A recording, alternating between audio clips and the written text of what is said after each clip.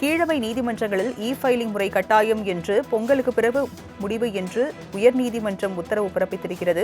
விவரங்களை செய்தியாளர் கிருஷ்ணா வழங்க கேட்கலாம். கிருஷ்ணா, உயர்நீதிமன்றம் என்ன தெரிவித்திருக்கிறது? விவரங்கள் என்ன? வணக்கம்.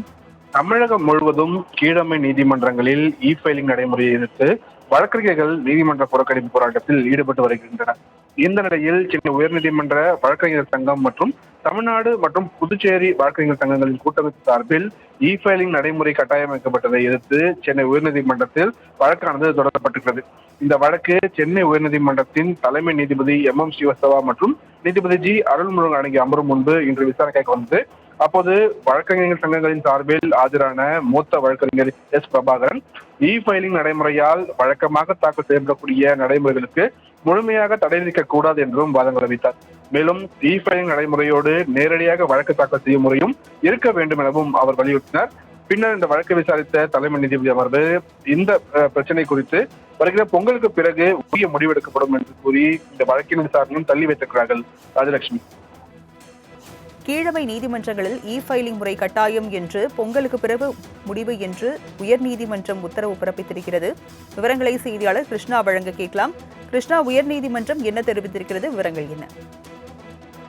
வணக்கம். தமிழகம் முழுவதும் கீழமை நீதிமன்றங்களில் ஃபைலிங் நடைமுறையை எதிர்த்து வழக்கறிஞர்கள் நீதிமன்ற புறக்கணிப்பு போராட்டத்தில் ஈடுபட்டு வருகின்றனர். இந்த நிலையில் சென்னை உயர்நீதிமன்ற வழக்கறிஞர் சங்கம் மற்றும் தமிழ்நாடு மற்றும் புதுச்சேரி வழக்கறிஞர் சங்கங்களின் கூட்டமைப்பு சார்பில் ஃபைலிங் நடைமுறை கட்டாயமாக்கப்பட்டதை எதிர்த்து சென்னை உயர்நீதிமன்றத்தில் வழக்கானது தொடரப்பட்டுள்ளது. இந்த வழக்கு சென்னை உயர்நீதிமன்றத்தின் தலைமை நீதிபதி MM ஸ்ரீவத்சவா மற்றும் நீதிபதி G அருள்முருகன் அடங்கிய அமர்வு முன்பு இன்று விசாரணைக்கு வந்தது. அப்போது வழக்கறிஞர் சங்கங்களின் சார்பில் ஆஜரான மூத்த வழக்கறிஞர் S பிரபாகரன் ஃபைலிங் நடைமுறையால் வழக்கமாக தாக்கல் செய்யப்படக்கூடிய நடைமுறைகளுக்கு முழுமையாக தடை விதிக்கக் கூடாது என்றும் வாதங்கள் வைத்தார். மேலும் ஃபைலிங் நடைமுறையோடு நேரடியாக வழக்கு தாக்கல் செய்யும் முறையும் இருக்க வேண்டும் எனவும் அவர் வலியுறுத்தினார். பின்னர் இந்த வழக்கை விசாரித்த தலைமை நீதிபதி அமர்வு இந்த பிரச்சனை குறித்து வருகிற பொங்கலுக்கு பிறகு உரிய முடிவெடுக்கப்படும் என்று கூறி இந்த வழக்கின் விசாரணையும் தள்ளி வைத்திருக்கிறார்கள். ராஜலட்சுமி, விவரங்களை வழங்கியதற்கு நன்றி கிருஷ்ணா.